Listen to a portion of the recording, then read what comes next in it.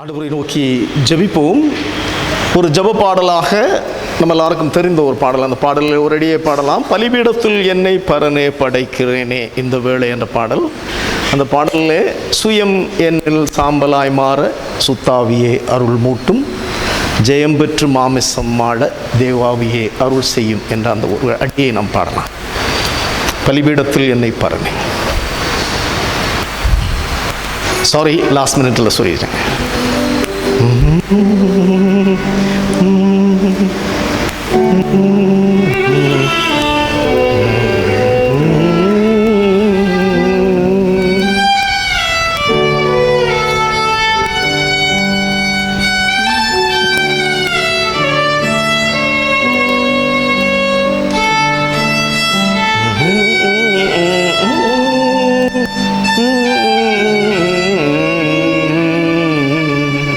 பலிபீடத்தில் என்னை பரனே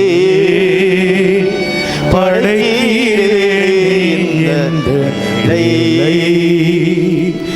அடியேனை திரு சித்தம் போல ஆண்டு நடத்திடுவே.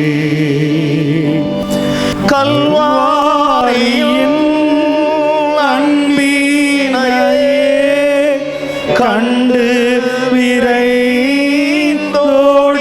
வந்தேன். கல்வாரியின் அன்பினையே கண்டு விரைந்தோடி வந்தேன். கழுவும் திரு ரத்தத்தாலே கரை நீங்க இருதயத்தை, கழுவும் திரு ரத்தத்தாலே கரை நீங்க இருதயத்தை. சுயமெனில் சாம்பலா மாற சுத்தாவியே அனல் மூட்டும், ஜெயம் பெற்று மாமேசம் வாழ தேவாருள் செய்யுமே. கல்வாரியின் அன்பினையே கண்டு விரைந்தோடி வந்தேன். கல்வாரியின் அன்பினையே கண்டு விரைந்தோடி வந்தேன். கழுவும் திரு ரத்தத்தாலே கரை நீங்க இருதயத்தை, கழுவும் திரு ரத்தத்தாலே கரை நீங்க இருதயத்தை. ஆம், அன்புள்ள ஆண்டவரே, கல்வாரியினுடைய அன்பினாலே ஈர்க்கப்பட்டு, அந்த அன்பினாலே நடத்தப்பட்டு, அந்த அன்பினாலே மீட்கப்பட்டு, இந்த நாளிலே உம்முடைய பரிசுத்த சமூகத்திலே நாங்கள் அமர்ந்திருக்கிறோம். உம்முடைய வார்த்தையை கேட்க ஆவலாய் காத்திருக்கிறோம். இந்த வார்த்தைகள் எங்களுடைய சுயம் சாம்பலாய் மாறுவதற்கும், எங்கள் அகந்தை அழிவதற்கும், நாங்கள் ஒருவரோடு ஒருவர் உள்ள அன்பிலே நிலை நின்று வாழ்வதற்கும் எங்களை வழிநடத்தும்படியாய் வேண்டிக் கொள்ளுகின்றோம். ஏனென்றால் எங்களுக்காக நீர் எல்லாவற்றையும் துறந்தீர், எல்லாவற்றையும் இழந்தீர், எல்லாவற்றையும் அர்ப்பணித்தீர். நாங்கள் என்ன செய்ய போகிறோம் என்கின்ற கேள்வி இந்த நாளிலே எங்களுக்கு முன்பாக வைக்கப்படுகிறது. அந்த கேள்வியை குறித்து சிந்தித்து பார்க்க வழி நடத்தும். அடியேனுடைய வாயின் வார்த்தைகளும் தங்களுடைய பிள்ளைகளாகிய எங்கள் எல்லாருடைய இருதயத்தின் சிந்தனைகளும் உம்முடைய சமூகத்தில் ஏற்புடையதாக இருப்பதாக சுவாமி. ஆமென்.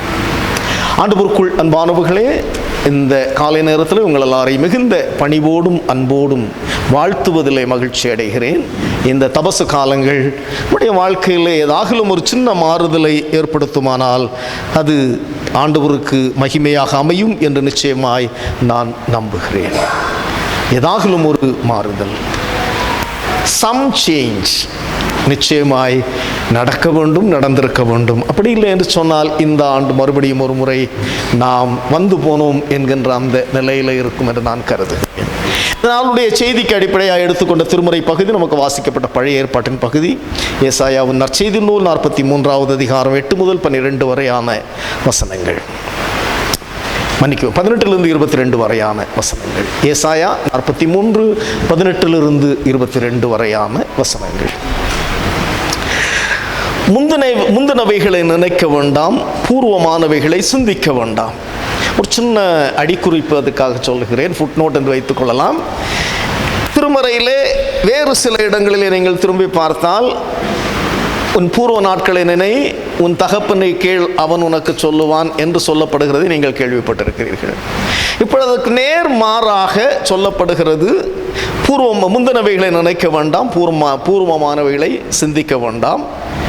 என்ன காரணம் சொல்லப்படுகிறது கீழே படிக்கலாம். இதோ நான் புதிய காரியத்தை செய்கிறேன், இப்பொழுதே அது தோன்றும், நீங்கள் இதை அறியீர்களா? நான் வனாந்தரத்திலே வழியையும் அவாந்தர வெளியிலே ஆறுகளையும் உண்டாக்குவேன். Very powerful, very very powerful. மிகுந்த என்ன சொல்லலாம், ஒரு பயங்கரமான பஞ்ச் அதில் இருப்பதை நீங்கள் பார்க்கலாம். நான் தெரிந்து கொண்ட என் ஜனத்தின் தாகத்துக்கு வனாந்தரத்திலே தண்ணீர்களையும் அவாந்தர வெளியிலே ஆறுகளையும் உண்டாக்குவதனால் காட்டு மிருகங்களும் வலு சர்ப்பங்களும் கோட்டான் குஞ்சுகளும் என்னை கனம் பண்ணும். இந்த ஜனத்தை எனக்கென்று ஏற்படுத்தினேன், இவர்கள் என் துதியை சொல்லி வருவார்கள். கடைசியா ஆனாலும் ஆண்டவருக்கு ஒரு வருத்தம் இருக்கிறது. இந்த லெந்து காலத்தில் அதை நீங்கள் நினைத்து பார்க்க வேண்டும். ஆண்டவருக்கு இருக்கின்ற வருத்தம் என்ன? என்னை குறித்து, உங்களை குறித்து, உங்கள் எல்லாரையும் விட என்னை குறித்து அதிகமாக கடவுளுக்கு வருத்தம் இருக்கிறது. ஏன்னா நாங்கள் எல்லாம் இந்த ஊழியத்திற்கு தெரிந்து கொள்ளப்பட்டவர்கள், நாங்கள் கொஞ்சம் உங்கள் எல்லாரையும் விட ஜாக்கிரதையாக இருக்க வேண்டியவர்கள் இருக்கிறோமா என்கின்ற ஒரு பெரிய கேள்வி நமக்கு முன்பாக நிற்கிறது. ஆண்டவருடைய வருத்தம் என்ன தெரியுமா? ஆனாலும் யாக்கோவே, ஆனாலும் தூய ஸ்தேவான் லுத்தரன் திருச்சபையே, நீ என்னை நோக்கி கூப்பிடவில்லை. இஸ்ரவேலே, நீ என்னை குறித்து மனம் சலித்து போனாய். மனம் சலித்து போனாய் என்ன அர்த்தம் தெரியுமா? என்னை பற்றி உனக்கு ரொம்ப போர் அடிச்சு போச்சோ என்க கேள்வி.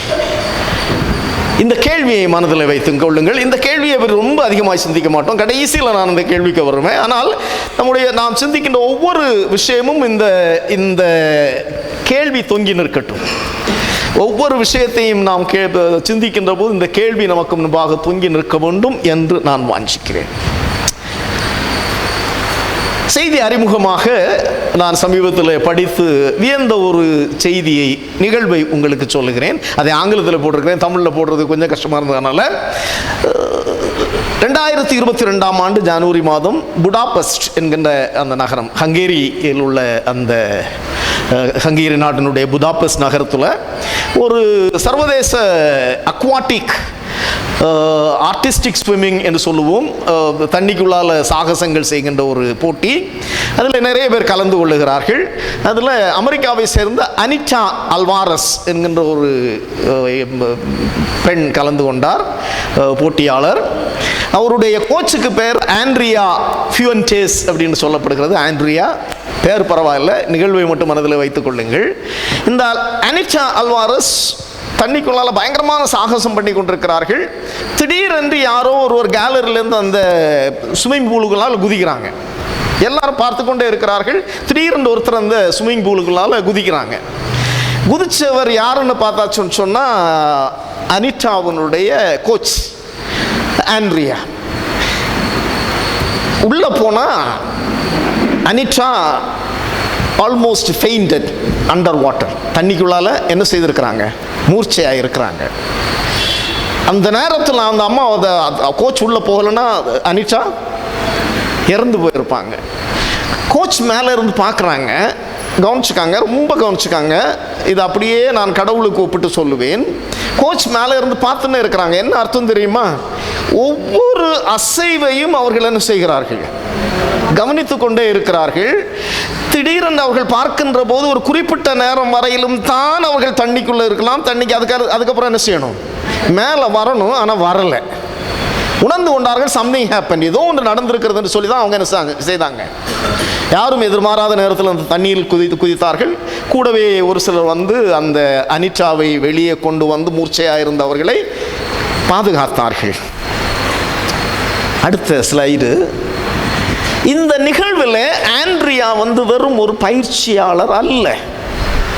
she was not a mere trainer. சரியா?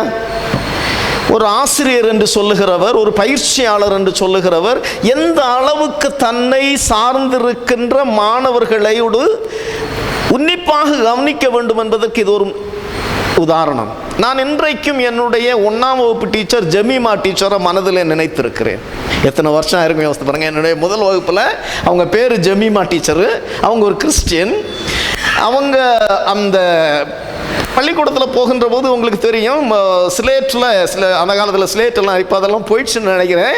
அவங்க என்ன பண்ணுவாங்கன்னா கையை பிடிச்சி முதல்ல வரி வடிவம் எழுத சொல்லுவாங்க. முதல்ல இப்படி வரி சரி தானே, இப்படி வரி போட சொல்லுவாங்க. பெரியவங்களுக்கு தெரியும், இப்போ இருக்கிற younger generation may not know. அடுத்தது நேர்கோடு போடுவாங்க. அடுத்தது தான் ஆ என்று எழுதுவதற்கு அப்படியே கையை பிடிச்சி அந்த அந்த கவனிப்பு அது மிக மிக முக்கியமான ஒன்று. நீங்கள் யோசித்து பாருங்க, ஒரு 30-40 பிள்ளைகள் இருக்கின்ற வகுப்பில் 40 பேருக்கு அந்த மாதிரி கையை பிடிச்சி எழுத கற்றுக் கொடுக்கறதுங்கிறது சாதாரணமான விஷயமா இல்லை. சரி, இந்த பயிற்சியாளர் வெறும் பயிற்சியாளர் அல்ல. Andrea was not a mere trainer. மாறாக அவர் ஒரு நலம் விரும்பியாக இருந்திருக்கிறார். என்னுடைய ஆசிரியர்கள் எல்லாருமே நலம் விரும்பிகளாக இருந்திருக்கிறார்கள். நான் ஒரு போதகனாக, ஒரு ஆசிரியனாக நலம் விரும்பியாக இருந்தேனாங்கிறத ஒருவேளை சாந்தகுமார் தான் சொல்லணும்.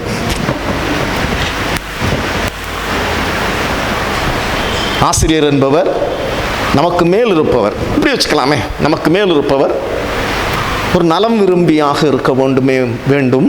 வெறும் ஒரு அட்மினிஸ்ட்ரேட்டராக இருக்கக்கூடாது. ஆசிரியர் என்பவர் வெறும் ஆட மேய்ச்சனா கோலை போட்டேனான்னு போகிறவராக இருக்கக்கூடாது. நிச்சயமாக நலம் விரும்பியாக இருக்க வேண்டும். நான் இதை கடவுளுக்கு ஒப்பிடுகிறேன். அடுத்த ஸ்லைடில் நான் இப்படி போட்டிருக்கிறேன், ஆண்டவர் ஒரு ரிங் மாஸ்டர் அல்ல. தமிழில் எனக்கு அது தெரியல, நல்ல ரிங் மாஸ்டர்னே போட்டிருக்கிறேன், கோச்சிக்காதீங்க. ஆண்டவர் ஒரு ரிங் மாஸ்டர் அல்ல. மாறாக 3 விஷயங்களை சொல்லுகிறேன். ஒன்று, ஆண்டவர் கவனிக்கிறவர். ஒரு ஆசிரியர் கவனிக்கிறவர், ஒரு போதகர் கவனிக்கிறவர். இரண்டாவதாக ஆண்டவர் காக்கிறவர். ஆண்டவர் காக்கிறவர். மூன்றாவதாக ஆண்டவர் கரை சேர்க்கிறவர். இந்த மூன்று அற்புதமான விஷயங்களையும் நீங்கள் சிலுவையோடு ஒப்பிட்டு பாருங்கள் அன்புக்குரியவர்களே. மனம் அப்படியே சொல்லலாம், உட்காந்து அழுதுருவோம். இதை பற்றி நீங்கள் கொஞ்சம் ஆழமாக யோசித்தீர்கள் என்று சொன்னால். ஏனென்றால் அந்த குரல் நமக்கு இன்றைக்கு கேட்கிறது, என் கடவுளே என் கடவுளே ஏன் என்னை கேட்குதா உங்களுக்கு? இந்த லெந்து காலத்தில் அது எத்தனை முறை உங்களுடைய காதுகளில், இருதயத்தில், சிந்தனையில் ஒலித்திருக்கிறது, என் கடவுளே என் கடவுளே ஏன் என்னை கைவிட்டீர். ஆண்டவருக்கு ஏன் அந்த நிலைமை தேவையா? யோசித்து பாருங்கள், தேவையா? இல்லை. ஆண்டவர் மிகுந்த நெருக்கமாய் நம்மை கவனிக்கிறவரானபடியினாலும், நம்மை காக்கிறவரானபடியினாலும், காக்கிறவர் மட்டுமல்ல கரை சேர்க்கிறவரானபடியினாலும், அவர் தன்னைத்தானே முழுவதுமாக அர்ப்பணித்ததினாலே தான் அந்த அழுகுரல் கேட்கிறது. ஒருவேளை 4வது வார்த்தை சிலுவையில் நீங்கள் சிந்திக்கின்ற போது அதுக்கு இங்கே சிந்திக்கிறவர் என்ன சொல்ல போகிறார் என்று எனக்கு தெரியவில்லை. அந்த கேள்விக்கு ஆண்டவருக்கு பதில் கிடைக்கல, தெரியுமா உங்களுக்கு? ஆனால் என்ன நடந்தது? என்ன நடந்தது சொல்லுங்க பார்க்கலாம். ஒன்றும் நடக்கலையா? இத்தனை வருஷமா யோசித்திருக்கிறோம், சிந்தித்திருக்கிறோம். சரி, ஆண்டவர் என் கடவுளே என் கடவுளே ஏன் என்னை கைவிட்டீர் என்று சத்தமாய் கதறினார். அப்பொழுது என்ன நடந்தது? தேவாலயத்தின் நடுச்சீலை மேலிருந்து கீழாக 2ஆக கிழிந்த. என்ன அர்த்தம் தெரியுமா? நமக்கும் கடவுளுக்கும் நடுவிலே இருந்த திரை கிழிக்கப்பட்டது, பகை உடைக்கப்பட்டது. நாம் கடவுளோடு என்ன செய்யப்பட்டோம்? இப்போ சொல்லுங்கள், இந்த மூன்றையும் திரும்ப ஒரு முறை மனசில் சொல்லிக்கொள்ளுங்கள். இதை தயவு செய்து மனப்பாடமாக இன்றைக்கி படிச்சிடலாம். நம்ம ஆண்டவர் வெறும் ஒரு ரிங் மாஸ்டர் அல்ல. ரிங் மாஸ்டருங்கிறத விட்டுருங்க. சர்க்கஸில் அல்லது ஆண்டவர் ஒரு ரிமோட் கண்ட்ரோலில் நம்மை இயக்குகிறவர் அல்ல. தூரத்திலிருந்து நம்மை இயக்கி கொண்டிருக்கிறவர் அல்ல. மிக கூர்ந்து நம்மை கவனிக்கிறவர், நம்மை காக்கிறவர், நம்மை கரை சேர்க்கிறவராகவும் இருக்கிறார். ஆகவேதான் திருமறை திரும்ப திரும்ப திரும்ப நம்மிடத்திலே சொல்லும், இந்த உலகத்தில் நாம் வாழ்கின்ற காலத்தில் நம்மால் ஏதாகிலும் ஒன்றை யாருக்காகிலும் செய்ய முடிந்தால் நம்ம என்ன செய்யணுமா? செய்ய வேண்டும். நான் அடிக்கடி திருச்சபை பெரியவரிடத்தில் சொல்லுவது உண்டு. சிலர் நமக்கு உதவி கேட்க வருவார்கள். உதவி கேட்க வரவங்கள்ட்ட நம்ம என்ன சொல்லுவோம்னு சொன்னால், கொஞ்சம் வெளியே உட்கார, அப்புறமா வரேன்னு நான் திரும்ப திரும்ப அவர்களிடத்தில் சொல்லுவது உண்டு. அதை இப்போ அவங்க செய்யவும் செய்கிறாங்க. நான் மிகுந்த நன்றியோடு அவர்களை நினைக்கிறேன். அப்படி யாராவது உங்களிடத்தில் எதையாகவும் கேட்க வந்தால் தயவு செய்து முதல்ல என்ன செய்யுங்க? கொடுத்துருங்க. ஏன் தெரியுமா?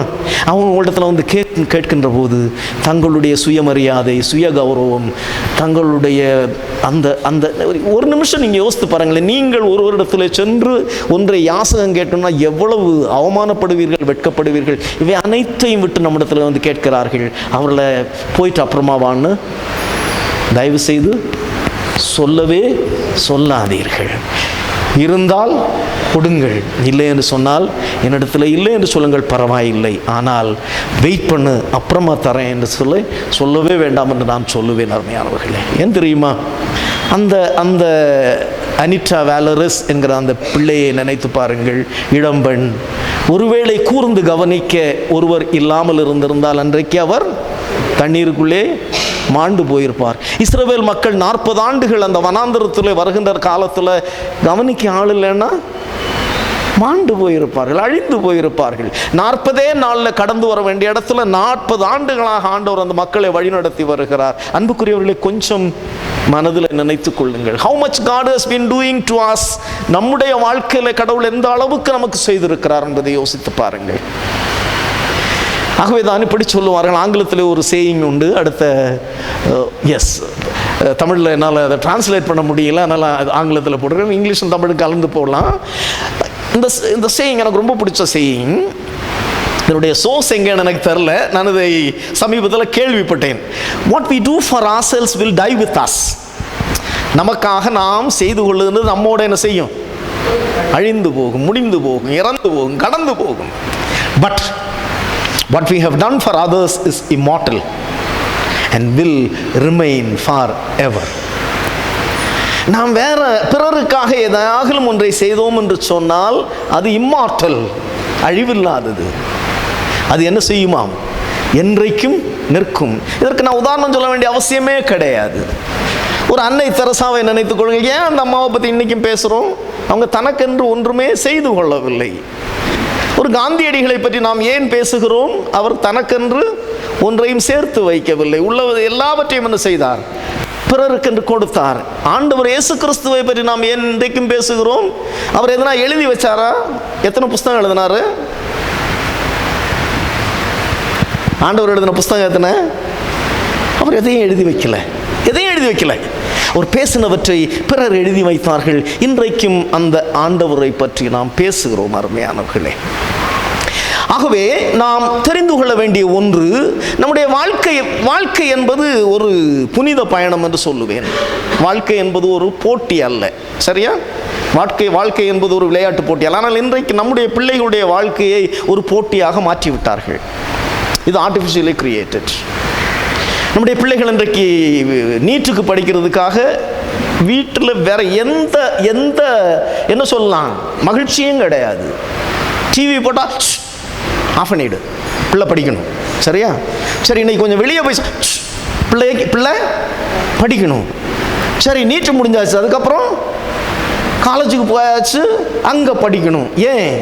ஃபஸ்ட் ரேங்க் வரணும். வரலன்னா பின்னால் எல்லாரும் தள்ளிட்டு ஒன்றை நாம் புரிந்து கொள்ள தவறி இருக்கிறோம். அருமையானவர்களே, இந்த உலகத்தில் ஆண்டவர் படைத்த ஒவ்வொருவருக்கும் ஒரு ஸ்பேஸ் உண்டு. உண்டா இல்லையா? எனக்குரிய ஸ்பேஸ் யாருக்கு உண்டு? இப்போ நம்ம எப்படி பயமுறுத்தி வைத்திருக்கிறார்கள் என்று சொன்னால், உன்னுடைய ஸ்பேஸை கட்டியாக விடாமல் பிடிக்கலைன்னா என்ன செய்வாங்க? வேற யாரோ எடுத்துக்கொண்டு போய்விடுவார்கள் என்கின்ற பயத்தை நம்ம கூட்டி இருக்கிறார்கள். அப்படி கிடையவே கிடையாது. இது ஆர்டிஃபிஷியலாக கிரியேட் பண்ணது. இதனால யாரோ ஒருவர் பயனடைகிறார்கள். நீங்கள் ஐரோப்பிய நாடுகளில் போய் பார்த்தால், நான் என்னுடைய லிமிட்டட் எக்ஸ்பீரியன்ஸ் ஐரோப்பிய நாடுகளில் பார்த்தோன்னு சொன்னால், அவங்க பெரிய அளவில் மற்றவங்களை பார்த்து பொறாமப்பட மாட்டாங்க. பொறாமைப்படுகிறவர்கள் யார் என்று சொன்னால் நம்மை போன்ற மனதுடையவர்கள். மற்றபடி பெருசாக யாரையும் பார்த்து, ஏனென்றால் அவர்களுக்கு என்ன சொல்லப்பட்டிருக்கிறது என்று சொன்னால், உனக்கு உரியது உனக்கு இந்த உலகத்தில் நிச்சயமாக உண்டு என்று சொல்லப்பட்டிருக்கிறது. நம்முடைய வாழ்க்கை என்பது ஒரு போட்டி அல்ல அருமையானவர்களே. வாழ்க்கை என்பது ஒரு பயணம். இந்த பயணத்தில் நம்முடைய பயணத்தோடு சேர்ந்து ரெண்டு பக்கமும் ஒரு 2 பேரை கூட சேர்த்து என்ன செய்யலாம், கொண்டு செல்வோம் என்று சொன்னால் வாழ்க்கை எத்தனை சுகமாக இருக்கும் என்று நீங்கள் சிந்தித்து பாருங்கள். ஆகவேதான் சொல்லப்பட்டது, நாம் நமக்கென்று செய்து கொள்வது இந்த வாழ்க்கையோடு முடிந்து போகும். ஆனால் நாம் பிறருக்காக செய்வது என்ன செய்யுமா, நிரந்தரமாக இந்த உலகத்திலே நிற்கும். அதை பிற்காலத்திலே மக்கள் பின்பற்றுவார்கள். திருமறையிலே நமக்கென்று ஆண்டவர் செய்த நிறைய விஷயங்கள் திரும்ப திரும்ப சொல்லப்பட்டிருக்கிறது. உபாகமம் 32வது அதிகாரம், அடுத்த ஸ்லைடில் வரீங்க. நான் ஒரு இமேஜ் போட்டிருக்கிறேன், அருமையான இமேஜ், எனக்கு ரொம்ப பிடித்த இமேஜ். படிங்க பார்க்கலாம். உபாகமம் 32:11-12. கழுகு தன் கூட்டை கலைத்து தன் குஞ்சுகள் மேல் அசைவாடி அவற்றை தன் செட்டைகள் மேல் சுமந்து கொண்டு போகிறது போல கர்த்தர் ஒருவரே அவர்களோடு இருந்தார், வேறே தேவர்கள் அவர்களோடு இருந்ததில்லை.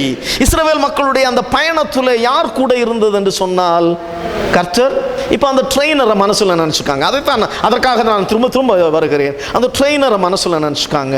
அந்த ட்ரெயினரை மாதிரி கடவுள் என்ன செய்திருக்கிறார், உன்னிப்பாக உங்களை கவனித்திருக்கிறார். எந்த இடத்துல தடுமாறுகிறோமோ, எந்த இடத்துல நாம் விழுகிறோமோ, அந்த இடத்துல கர்த்தர் நம்ம என்ன செய்திருக்கிறார். ஆனால் நாம் எத்தனை பேரை கைவிட்டிருக்கிறோம் என்பதை கேட்டு பார்க்கலாம். நம்ம யாரையாவது கைவிட்டிருக்கிறோமா? யோசித்து பார்க்கலாம். It's a great challenge. இந்த லெந்து காலத்தில் சிலுவையின் அடியில் நிற்கின்ற நமக்கு ஆண்டவர் தருகின்ற மிகப்பெரிய ஒரு சேலஞ்ச். அதுதான், நாம் யாரையாகிலும் கைவிட்டதுண்டா, யாரையாகிலும் கவனியாமல் விட்டதுண்டா, யாரையாகிலும் கவனியாமல் விட்டதுண்டா. இது என்னுடைய பெருமைக்காக நான் சொல்லவில்லை. கடந்த ஆண்டு நாங்கள் ஹாரிஸ் ரோடில் இருக்கிற நாட்களில் நான் டெய்லி காலையில் நடக்க போகின்ற போது ஒரு இடத்துல கொஞ்சம் ரோடு வெட்டி மண்ணை ஒரு ஹீப்பாக குவிச்சு வச்சுருக்கிறாங்க. நடுவில் குறுக்காக கொஞ்சம் லூஸ் மண்ணெல்லாம் இருக்குது. ஒரு பெரியவர், கொஞ்சம் நல்ல வயதில் முதிர்ந்த பெரியவர், அவரும் நடந்து வருகிற போது எனக்கு முன்னால் நடந்து போய் கொண்டிருக்கிறார். அந்த மணலில் கால் வச்ச உடனே என்ன ஆச்சுன்னா ஸ்லிப் ஆயிடுச்சு. அவரால் எழுந்திருக்க முடியல. அவருடைய ஸ்லிப்பர் போட்டிருந்த அந்த ஸ்லிப்பர் 2 பக்கமுமாக போயிடுச்சு. நான் அவரை அப்படியே தூக்கி நிறுத்திட்டு என்னுடைய 2 கையிலும் அவருடைய ஸ்லிப்பரை எடுத்துறோம். அவர் அப்படியே தொடக்கூடாது ஸ்லிப்பரெல்லாம் நீங்கள் என்ன செய்யக்கூடாது, தொடக்கூடாது என்று சொல்லி அவ்வளவு இது பண்ணினார். நான் மனதில் என்ன இல்லை, ஒரு பெரியவர் தடுமாறுகிறவருக்கு இது ஒன்றும் பெரிய விஷயம் இல்லை. நாம் கவனித்து கடந்து செல்லுகிறோமா, இல்லை கை கொடுத்து உதவுகிறோமா? கவனித்து கடந்து சபனிக்கவும் கவனித்து கடந்து செல்லுகிறோமா, இல்லை கை கொடுத்து உதவுகிறோமா என்கிறது மிக முக்கியமான ஒன்று. ஏசாயா 43:18-22 வரை ஆண்டவர் 2 முக்கியமான வாக்குறுதிகளை இஸ்ரவேல் மக்களுக்கு தருகிறார். நான் ஒவ்வொன்றாக படிக்க விரும்பவில்லை, அடுத்த ஸ்லைடில் போட்டிருக்கிறேன். அதில் கொஞ்சம் சின்ன பிழை இருக்கிறது, அதை மன்னித்து விடுங்கள். ஆண்டவரின் 2 முக்கியமான வாக்குறுதி. ஒன்று, நான் புதிய காரியங்களை செய்கிறேன், ஆகவே தான் நீங்கள் என்ன செய்ய வேண்டாம், பழையவை என்று சொல்லப்படுவது உங்கள் கசப்பான அனுபவங்கள். The bitter experiences in life. வாழ்க்கையில் நமக்கு bitter experience, கசப்பான அனுபவம் இல்லாதவர் யாராவது இருக்கிறீங்களா? கசப்பான அனுபவம் இல்லாமல் எனக்கு என்றைக்குமே பால் பாயசம் தான் அப்படின்னு சொல்கிறவங்க உண்டா? You can think about it.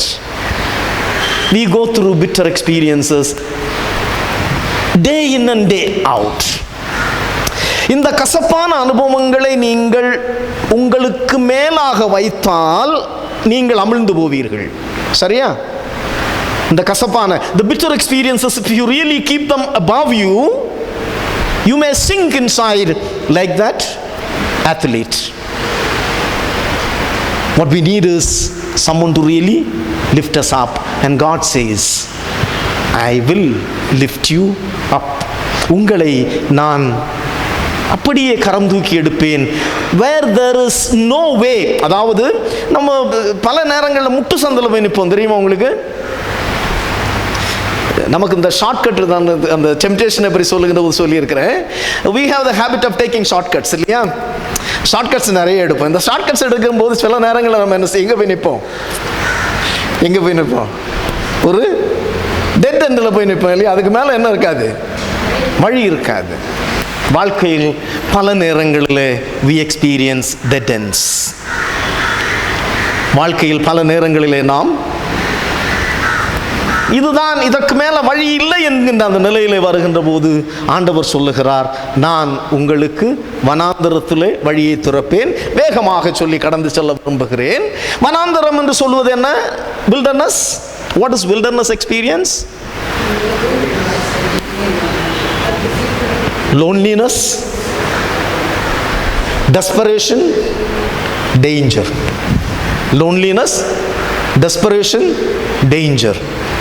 தனிமை என்பது சாதாரணமான விஷயம் இல்லை. கொஞ்ச நேரம் நம்ம வேணா சொல்லலாம், please leave me alone, I want to be alone. சரியா? எவ்வளோ நேரத்துக்கு யோசித்து பாருங்க. we need company. Loneliness is terrible. Second, desperation. ஒரு கட்டத்துக்கு மேலே தனிமையை உணர்கின்றவர்கள் என்ன செய்வாங்க? டெஸ்பரேட் ஆகிடுவாங்க. அநேக குடும்பங்களில் ஏன் பிரச்சனை வருகிறது என்று சொன்னால், ஒருவருக்கொருவர் என்ன செய்வதில்லை? பேசிக்கொள்வதில்லை. we don't communicate each other, we don't talk to each other. வீட்டில் தான் இருக்கிறோம், ஒரே வீட்டுக்குள்ளே தான் இருக்கிறோம், அதுவும் சில நேரங்களில் மிக குறுகிய இடத்துல தான் இருக்கிறோம். But still we don't communicate with each other. Communication is very, very important. That will take away loneliness. என்னோடு பேசுவதற்கு ஒருவர் உண்டு என்று சொன்னால் என்னுடைய தனிமை அகன்று போகும். I am no more alone. மூன்றாவதாக டேஞ்சர். குடும்பத்தில் இந்த தனிமையினால் வரக்கூடிய டேஞ்சர் என்னவென்று சொன்னால், பல நேரங்களில் நம்முடைய லைஃப் பார்ட்னர் டிப்ரெஷனில் போகக்கூடும். டிப்ரெஷன்னா தெரியும் இல்லையா? சாதாரணமான விஷயம் அல்ல டிப்ரெஷன் சொல்லுவது. மன அழுத்தம் என்பது சாதாரணமான விஷயம் அல்ல. அதுவே நாம் யாருமில்லாத ஒரு இடத்துல தனிமைப்பட்டு போனோம் என்று சொன்னால் உயிர் பயம். நீங்கள் யோசித்து பாருங்கள், உயிரோடு திரும்பி வருவது கூட கடினம். ஆகவே வனாந்தரம் என்பது மிக முக்கியமானது. ஆகவே தான் அந்த டெம்டேஷனில் நான் சொன்னது நினைவிருக்கும் என்று கருதுகிறேன். மன்னிக்கவும், ஆவியானவர் ஆண்டவரை வனாந்தரத்துக்கு அழைத்து சென்றார். சரியா? 40 நாள் அவர் பசியாயிருந்தார். 40 நாள் ஆனபோது அவருக்கு பசி உண்டாயிட்டு. மன்னிக்கவும், 40 நாள் அவர் உபவாசம் இருந்தார். 40ஆவது நாள் அவருக்கு பசி உண்டாயிட்டு. அப்போது அவர் முன்னால யார் வந்து நின்றது? பிசாசு வந்து நின்றார். தனிமை உங்களை சோதிக்கும். சோதிக்குமா இல்லையா? It's highly tempting. And it is extremely difficult to escape that temptation. இன்றைக்கு ஆண்டவர் சொல்லுகிறார், அப்படிப்பட்ட தனிமையான நேரத்தில் அன்றைக்கு இஸ்ரவேல் மக்களுக்கு வனாந்தரத்திலே வழியை உண்டாக்குவேன் என்று சொன்ன ஆண்டவர் இன்றைக்கு நமக்கு சொல்லுகின்ற செய்தி, நான் உங்களுடைய தனிமையிலே உங்களுக்கு என்ன செய்வேன்? துணை நிற்பேன். அதுதான் நமக்கு வழி. தனிமையிலே யார் துணை நிற்பது?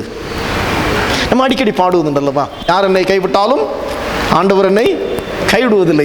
இன்றைக்கு இதுக்கு பின்னால் பாடப்போகின்ற ஒரு பாடல், எனக்கு ஒரு அருமையான பாடல், நான் இந்த சபையில் பாடி கேட்டதே இல்லை.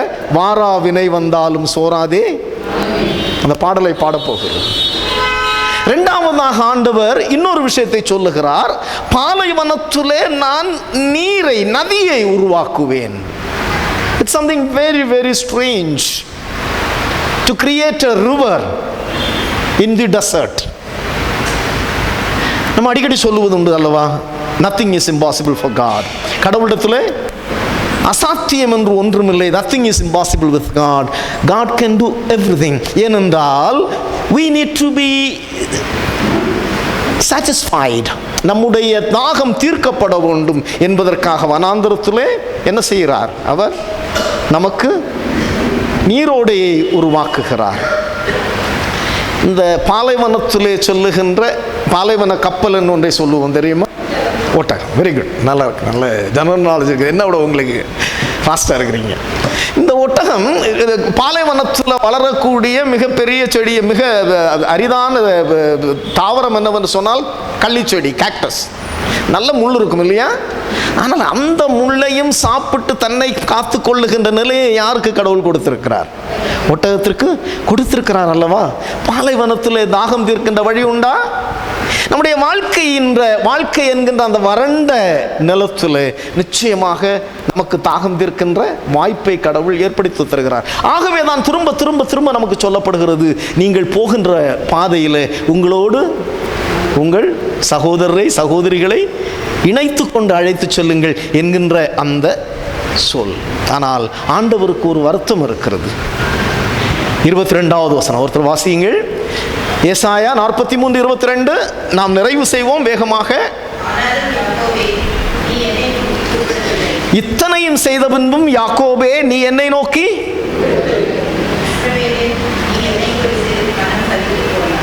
நீ என்னை குறித்து மனம் சலித்து போனாய். இந்த சலிப்புங்கிறது எப்படி வரும் தெரியுமா? Too much of familiarity. ஆங்கிலத்தில் ஒரு பழமொழி உண்டு, ஃபெமிலியாரிட்டி பிரீட்ஸ் கண்டெம்ட் அப்படின்னு சொல்லுவாங்க. ரொம்ப ஃபெமிலியர் ஆகிட்டா என்ன செய்யுமா? கண்டெம்ட் வருமா? அதாவது நமக்கு கொஞ்சம் சலிப்பு தோண்டி விடுமா? அந்த நிலைக்கு நாம் தள்ளப்பட்டோமோ? சிலுவை இந்த நாளிலே நமக்கு முன்பாக நின்று கொண்டு நம்மை அழைக்கிறது. அருமையான என் பிள்ளைகளே, என்னை நோக்கி பாருங்கள். எபிரேயர் 12:1-2 ஆகிய வசனங்கள். ஆகையால் மேகம் போன்ற இத்தனை திரளான சாட்சிகள் நம்மை சூழ்ந்திருக்க, பாரமான யாவற்றையும் நம்மை நெருக்கி நிற்க பாவத்தையும் தள்ளிவிட்டு நம்முடைய விசுவாசத்தை துவக்குகிறவரும் அதை நிறைவு செய்கிறவரும் ஆகிய ஆண்டவரை நோக்கி நாம் என்ன செய்யலாம்? நம்முடைய வாழ்க்கையின் பயணத்தை தொடரலாம். Just focus on the cross. Just focus on the cross. Meaning, just focus on the suffering of Christ. Focus on what He did on the cross. Focus on what you are called to do. நீங்கள் எதற்காக அழைக்கப்பட்டீர்கள் என்பதையும் உணர்ந்து கொள்ளுங்கள். நிறைவு செய்கிற அருமையானவர்களே, ஒரு 3 விஷயங்களை சொல்லி, 3 விஷயம் விரிவாய் சொல்ல மாட்டேன். நமக்கு வாசிக்கப்பட்ட நிருப பகுதியிலே பவுலடிகள் சொல்லுவார், நான் அடைந்த ஆயிற்று. பிலிப்பியர் 3வது அதிகாரம் 12-14வது வசனம் வரை நானே சொல்லுகிறேன். நான் அடைந்த ஆயிற்று அல்லது முற்றிலும் தேர்ந்தவன் ஆனேன் என்று நான் என்ன செய்யவில்லை, என்னை கருதவில்லை. இப்படி சொல்லலாம், ஐ எம் நாட் பர்ஃபெக்ட். யார் சொல்லுவது? பவுலடிகள் சொல்லுகிறார். அவருக்கு இத்தனை திருப்பணிகளை செய்த, இத்தனை மிஷன்ஸ் செய்த பவுலடிகள் சொல்லுகிறார், ஐ எம் நாட் பர்ஃபெக்ட். அந்த ஹியூமிலிட்டி நமக்கு வேண்டும் அருமையானவர்களே. நான் பல நேரங்களில் யோசித்து பார்ப்பேன். உட்கார்ந்து இப்போ ரிட்டையர் ஆனதுனால நிறைய நேரம் இருக்கிறது, உட்கார்ந்து யோசிக்கிறது உண்டு. கொஞ்சம் எழுதுகின்ற ஒரு 2 புக் எழுதி முடித்திருக்கிறேன். பப்ளிஷ் பண்ணுவதற்காக ஆயத்தமாக இருக்கிறேன். இந்த எழுதுகின்ற காலத்திலெல்லாம் நான் நினைத்து பார்த்தது உண்டு, எத்தனை மாணவர்களுக்கு நான் கல்வி கற்றுக் கொடுத்திருக்கிறேன். என்னிடத்திலே படித்த மாணவர்கள் இன்றைக்கு எத்தனையோ பேர் வெளிநாடுகளில் உயர்கல்வியில் இருக்கிறார்கள். அதையெல்லாம் நினைக்கின்ற நேரத்தில் சில நேரங்களில் மனசில் என்ன வரும்? ஒரு சின்ன பெருமை வரும். ஆனால் உடனடியாக நான் சொல்லிக்கொள்வேன், இல்லை, நான் இன்னும் என்ன செய்யவில்லை, முழுமையடையவில்லை. I am not perfect.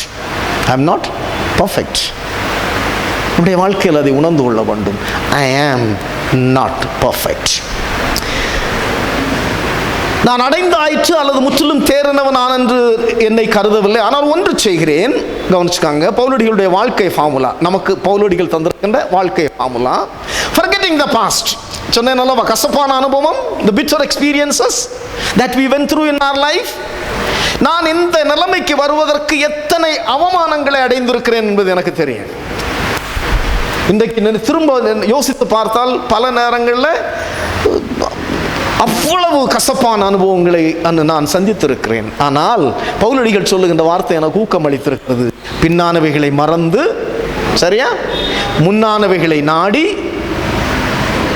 கிறிஸ்து இயேசுவுக்குள் கடவுள் அழைத்த பரம அழைப்பின் பந்தய பொருளுக்காக அந்த லக்கை நோக்கி நான் தொடருகிறேன். There is a goal set for me in my life.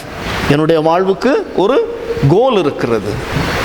அது சிறியவராயிருந்தாலும் சரி, பெரியவராயிருந்தாலும் சரி, ரிட்டையர் ஆயிருந்தாலும் சரி, நம்முடைய வாழ்வுக்கு என்ன இருக்கிறது?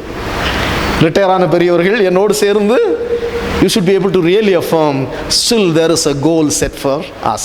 நமக்கு முன்பாக ஒரு கோல் இருக்கிறது. அந்த பயணத்தில் நாம் என்ன செய்யலாம்? பின்னானவைகளை மறைந்து முன்னானவைகளை நாடி செல்லலாம். அது மிகப்பெரிய ஒரு சவாலாக இருக்கும். அதுதான் இந்த நாளிலே சிலுவையின் செய்தி. அதுதான் ஆண்டவர் நமக்கு கொடுக்கின்ற அழைப்பு. எல்லா புத்திக்கு மேலான கடவுளுடைய சமாதானம் நமது சிந்தனைகளையும் நினைவுகளையும் கிறிஸ்து இயேசுவின் நாள் மட்டாய் காத்துக்கொள்வதாக. ஆமென்.